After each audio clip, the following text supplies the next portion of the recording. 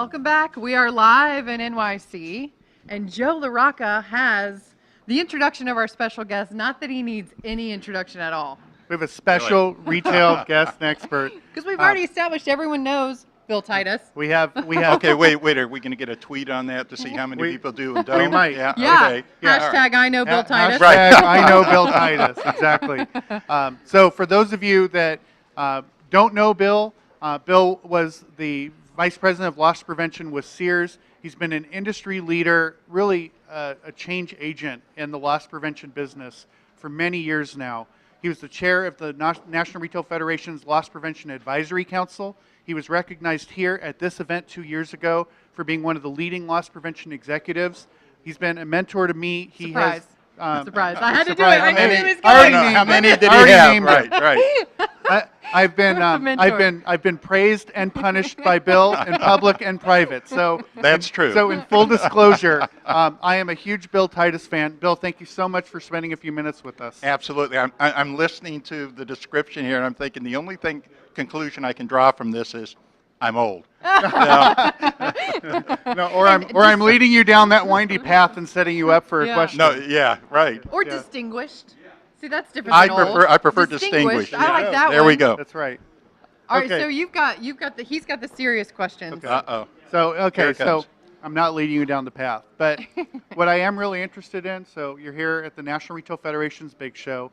There's the expo hall down the way. But you work with a number of different retailers, and you have just such a broad perspective. I'm really curious to know what you see as maybe some of the current opportunities in retail and some of the challenges that we have in the business. I think my answer is going to be one of those duh answers. And this is Matthew Shea when he opened up the NRF yesterday morning, said the same thing. This is a very seminal, transformational period for retailers. And there's really two things that you hear around the show. And one is omnichannel and the other is big data.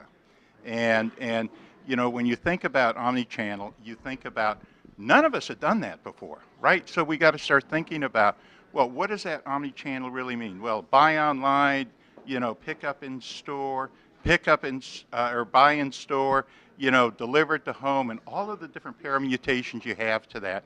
And you think about it, none of the processes that were developed or in place were meant to deal with that. Right. The second piece that people don't really think about a lot is that when they say omnichannel, they're also thinking what's happening within the store with mobile POS, et cetera, and all of the customer-facing issues that come with that, especially from a risk standpoint, and then the back-end controls. So there's a lot of those conversations going on. And then, of course, there's big data. And big data is all around, you know, What do you do with it? How do you protect it? Right. It's not just gathering it. It is how can you get that data? How can you create some kind of data processing that will give you a dashboard and outliers so that you know when this happens, this is going to happen, so you can react to it. And the best part of it is with technology evolution, you can now have mobile data. Used to be you had to go sit down at an old green screen. Right. Now you can have your iPad or iPhone and you can move about any place and have access to that data, and data that you used to have to go to a store to see. So the evolution is just fantastic. Because back in the day of running Watch through how far you go back on the day, please. running through the tapes of the POS transactions to today. I mean, that's talk about an evolution of big data. Give me a break. Well, think about this. If you're a district loss prevention manager, you used to have to go to a store to take a look at a shoplifting apprehension, look at the video, look at all the case history and stuff like that. You can do that online now. Right. Boy, how much leverage you get from that process. And It's how the the mobile. industry's had to evolve, even the loss prevention executives have to evolve to understand it and then apply it to the actual business. Well, the impact of what organizations, if you looked at what LP organizations looked like 10 years ago, and you look what the structure of that looks like, especially on the corporate end, you'd be really surprised because you'd have data analysts, you'd have people that can work with all of the databases and all of the really econometric modeling people that really I got a help question for you. Uh-oh. Yeah. Uh-oh. So I'm. You're on this the is hot actually seat. serious, Here we though. go. We're on the hot seat. So it's interesting to me though because you think of this cybersecurity, and everybody's talking about this, and then it's cyber espionage, right? And you wonder, like, what does the future look like? I mean, is it possible that you have a LP role that's half LP, half technology, half data, half IT? Well, people get really a little confused when you say that, cybersecurity, because do you mean online fraud, or do you mean, access into the data itself, Breaches, breaches right. of the data? So I think now the online fraud piece of the business has been migrating, into the loss prevention environment. So far the breach part has not, but I see that really starting to come about. Just the same way that I've seen when we talked about business continuity in the past, we've really talked about systems. That's moving over into the loss prevention arena, kind of expanding the mandate that the organizations have. Yeah, yeah, it's huge. So thinking about all of these things and expanding roles, like when you're walking the floor of the NRF, knowing that it's gargantuan with a ton of cool, innovative technology, what are you looking for? Right now what I'm looking for is I'm looking for tools that will help me help my clients, from a data analytics standpoint, all the business intelligence software that's out there. But you got to be thinking about, we have, some folks that absolutely can't afford to do big time stuff, up to the big time, systems that you can implement.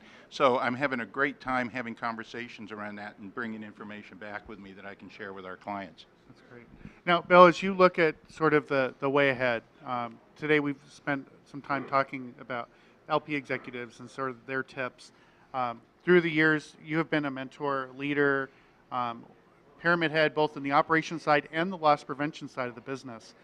What types of people do you think the industry is looking for, loss prevention specifically? What types of loss prevention executives, what are the core attributes they need to have in tomorrow's LP industry? Well, the core competencies, I think, have not changed. You're looking for great leaders, you're looking for great managers, you're looking for great developers of people. So I don't think that's changed over a period of time. I think some of the technical skills that you're looking for has changed. So if you're not good and you're not comfortable with data, yeah, that's going to be a problem. If you're uncomfortable sitting in a meeting with the IT folks as they're developing a new process, you're probably not, you're going to have difficulty being successful. I mean, you think about now, SAP, think about an SAP implementation.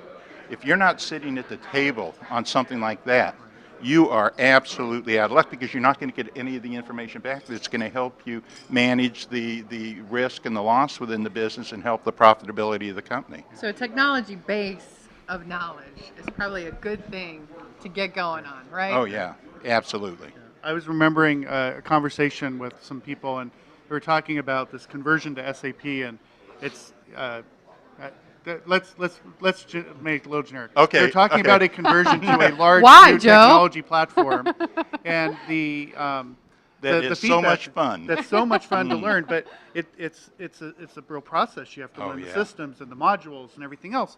But today's executive, same company, but younger, new generation people coming up, they say, why in the world would you ever handwrite this? Why in the world would you ever manually file these things and not just put it into a system?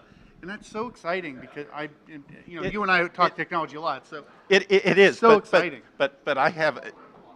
So if you think about the traditional loss prevention, years ago when I was coming up with it, you had to do surveillances. You would sit in boxes.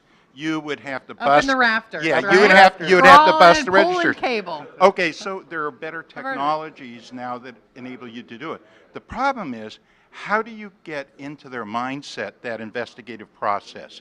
And that's what I think is really difficult, because most people want to sit behind a CCTV system, or they want to run an exception-based reporting system and think they're going to get their answer totally out of that. Yeah. And if I asked them, I said, you walk back past that cashier and there's like these 6 hash marks there, what do you think that means? Right. That's clue. a clue, right? Yeah, exactly. In the business, that's what we call a clue. A clue. To quote WZ, right? So we're about to wrap it up. We got to get in one fun question, right? I mean, what would it be, right? So Facebook, you on or off? You on Facebook? Yes. Okay, work colleague sends you a friend request, and it's work only. Accept or ignore? Ignore. Ignore. That's There all we go. hands All down, ignores. All ignores. All That's ignores all unbelievable. day.